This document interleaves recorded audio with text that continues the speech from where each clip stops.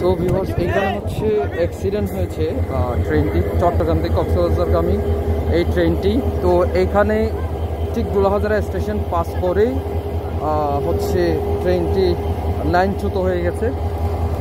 তো এখানে মূলত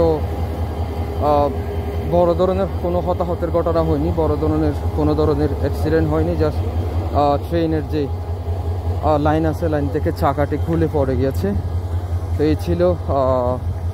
তারপর এখানে মূলত অনেক যাত্রী অ্যাকচুয়ালি এত গরমের ভিতর হয়রানি। আমি নিজেও ছিলাম এটার যাত্রী কক্সবাজার যাওয়ার পথে, বাট ভাগ্য ভালো আমার এলাকায় সেই স্টেশনে এই দুর্ঘটনাটি ঘটেছে। তো এই ছিল।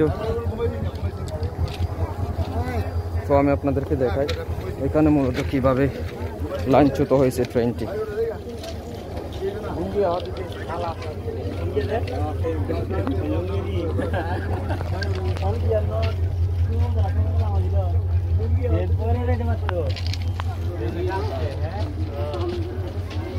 তো বড় ধরনের মোটামুটি হতাহত হয়নি।